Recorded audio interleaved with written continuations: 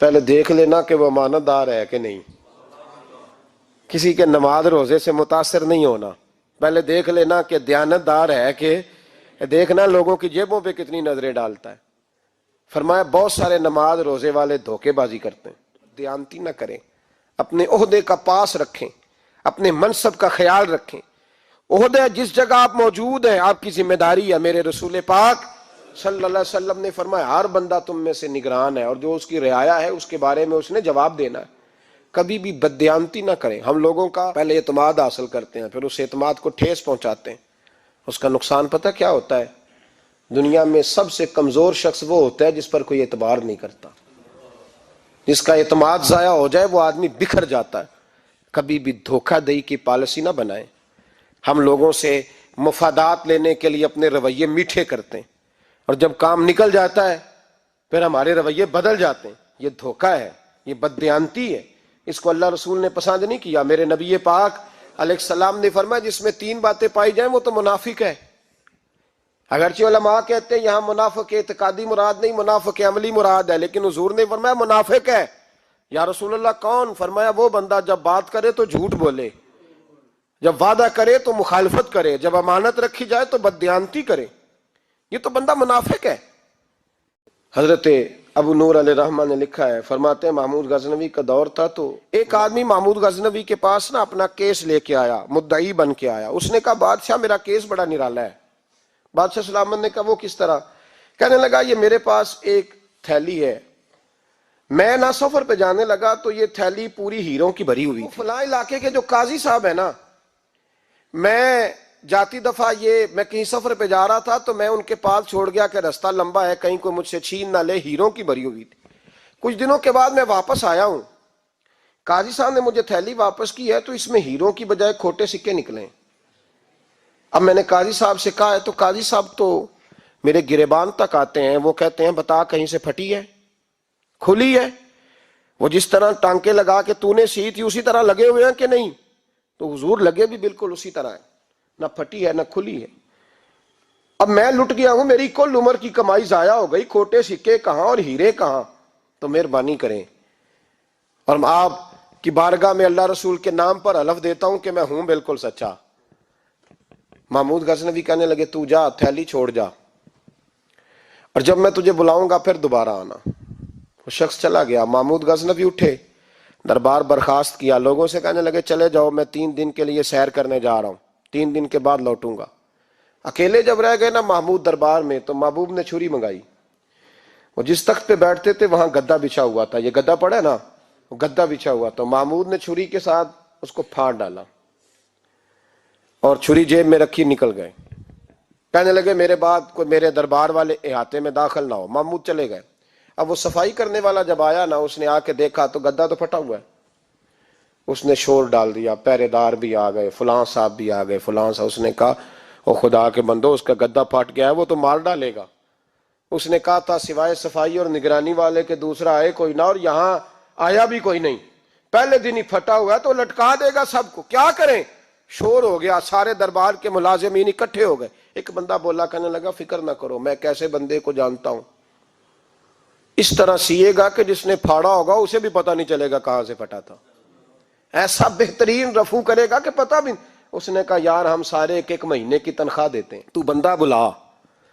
وہ بلا لیا اس کو، اس کا نام محمد رفو گر تھا. وہ آیا، اس کو گدا دکھایا، اس کا یار اس طرح سینہ پتہ نہ چلے. اس نے کہا فکر ہی نہ کرو، میں بڑا کاریگر ہوں. بڑے بڑے کاریگر لوگ نہیں ہمارے ملک میں پائے جاتے، کوئی نشان چھوڑتے ہیں پیچھے. بڑے کاریگر کا پیسے ہونے چاہیے، بڑے بڑے کاریگر بندے. آپ یقین کریں ایسا فلسفہ. یہ عمرہ عبادت ہے نا، سرکار دو عالم صلی اللہ علیہ وسلم کی بارگاہ کی حاضری بڑی نعمت ہے نا. تو سعودی گورنمنٹ نے پابندی لگا دی، خیر ان کی بھی زیادتی ہے. اس طرح کی پابندیاں شریعت اسلامیہ میں جائز نہیں. اللہ کے گھر مسلمان جب چاہے جا سکتا ہے، لیکن وہ کہتے ہیں جی 2000 ریال دے جس نے 2 سال بعد بھی آنا ہے. انہوں نے پابندی لگائی تو ہمارے ایجنٹوں نے بھی کئی خاص ٹریننگ حاصل کی ہوئی ہے، پتہ نہیں کہاں سے سیکھ کے آئے، انہوں نے بھی رستہ نکال لیا. ایک صاحب سے میں نے کہا کہ جناب وہ 2000 ریال لگ گیا تو کیا کرنا ہے؟ کہنے کوئی مسئلہ نہیں، پاسپورٹ نواں بنوا لو، گنجائش ہے. یعنی ہر شے کا حل ہے. اور میں نے کہا یار اب عمرہ کرنے جاتے وقت بھی بندہ دھوکہ دے کے ہی جائے. اللہ کے گھر جاتے وقت بھی اس طرح کی حرکت کرے. کیا حال ہو گیا. ہر چیز کا لوگوں نے حل نکال لیا, ہر چیز کا لوگوں نے سٹائل بنا لی.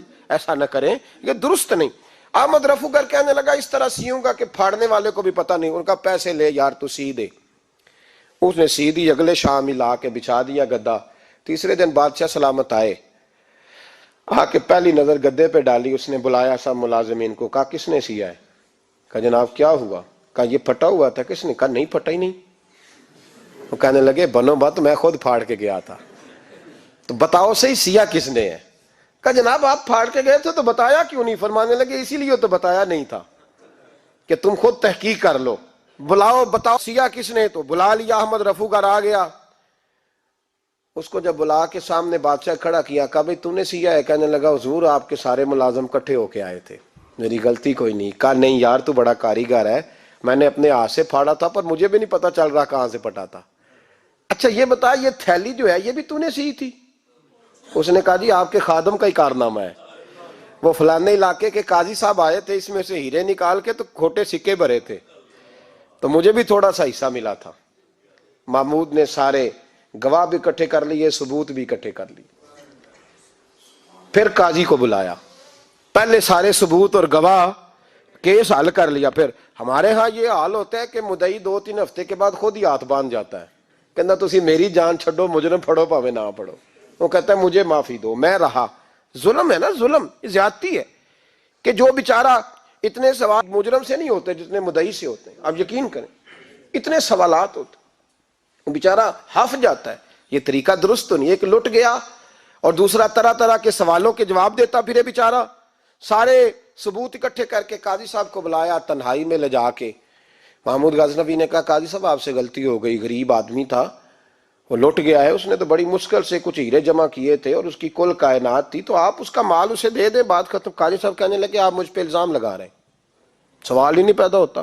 آپ میری داڑھی دیکھیں, آپ میرا اعزاز دیکھیں, دنیا جانتی ہے میں اس. کہا قاضی صاحب انسان بھول ہی جاتا ہے, بندہ بھول جاتا ہے, غلطی ہوگی, مال نے. کہا نہیں سب.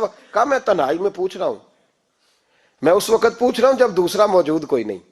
آج توبہ کر لے, میں کچھ نہیں کہوں گا, تو میری زبان پہ اعتبار کر, تجھے پتا ہے میں جو کہتا ہوں اس پہ عمل بھی کرتا ہوں, باز آ جا. پر قاضی نے کہا نہیں میری غلطی کوئی نہیں. محمود نے پھر بڑے دربار میں بلا لیا, مجمع عام میں. مہلت کے دنوں میں جو توبہ کر لے وہ بچ جاتے ہیں, لیکن لوگ رسوائیوں کے دنوں میں پھر واپس لوٹتے ہیں اگلا گھر دیکھ کے, پھر حالات اور طرح کے ہو چکے ہوتے ہیں. جب بڑے دربار میں قاضی کو بلایا, بھائی تو مانتا ہے کہ نہیں؟ اس نے کہا نہیں. تو کہا بلاؤ احمد رفو گر کو. جب احمد رفو گر آیا تو بوڑھے قاضی کی ٹانگیں کانپنے لگی, جملے ٹوٹنے لگے, لفظ زمین پر گرنے لگے, بات صحیح نہیں ہوتی, زبان لڑکھڑانے لگی. محمود کہنے لگے قاضی میں نے تجھے کہا تھا وہاں مان جا بات, اب بڑے دربار میں بول. تو جب قاضی صاحب کی گردن خود بخود جھک گئی تو دنیا سمجھ گئی. کہا نکل جا میرے دربار سے. محمود بولے نکل جا, اتنی تجھے عزت دی, اتنی بڑی تنخواہ دی, قاضی بنایا, اور یہ تھوڑی سی رقم کے لیے, تھوڑی سی رقم کے لیے تو بددیانت ہو گیا, چل چلا جا, نکل. قاضی دربار سے نکلا تو لوگ لعنتیں برسانے لگے. کل جو دکانیں چھوڑ کے سلوٹ کرنے آتے تھے وہ کہنے لگے اس کی عمر دیکھو, اس کے کام دیکھو, دیکھو اس نے کیا کیا. گھر گیا, بچے جن کے لیے پاپ کمایا تھا, جنہاں لی تو پاپ کمائے ہن کتھے نہیں ہو تیرے کر دے. وہ بچے کہنے لگے ابا جی ہم تو سکول مدرسہ جانے کے قابل نہیں رہے, امید تھی کہ بیوی ساتھ دے گی. وہ کہنے لگی میں میکے کیسے جاؤں گی, گلی کی عورتیں طرح طرح کی باتیں بناتی ہیں. اور بھائی کامیابیوں کے بڑے سربراہ ہوتے ہیں, کوئی کامیاب ہو جائے تو سارے کہتے ہیں میری سپورٹ سے ہوا ہے.